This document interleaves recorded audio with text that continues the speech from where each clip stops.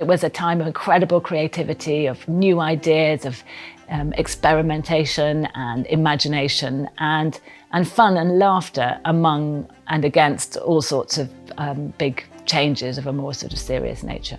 The Restless Republic is about the period of time in the middle of the 17th century when England and the rest of the British Isles were a republic. So it's about the period which is often skipped over, when we didn't have a monarchy and we tried a whole other way of arranging things politically and nationally.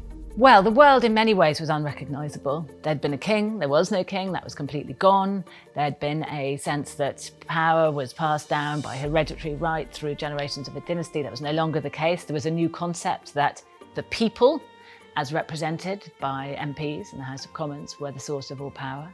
Churches changed completely, gone were the candles on the altar, gone were the crucifixes, gone was any kind of incense, stained glass, organs. Suddenly they were plain, bare spaces where you just heard the word of God. And was a standing army for the first time. So whereas in the past you'd gone about your business in the town that you lived in, never seeing a soldier, or there was no police force or anything like that. And suddenly there was a military presence, not only making sure that you were behaving yourself, but that you were behaving in a way that was consistent with the morals of this new republic. Any one of those things happening to us now in a much more, modern, progressive, enlightened age would seem potentially extraordinary to have this kind of sudden shift.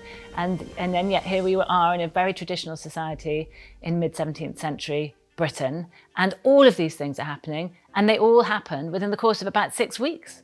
So it was startling. But at the same time, people still got up in the morning, they still had to feed their chickens, they still had to cut their crops, they still had to marry their daughters. So it's fascinating to see how, for a whole nation, against this backdrop of extraordinary change, the kind of routine of life has to go on, and what a powerful force that is.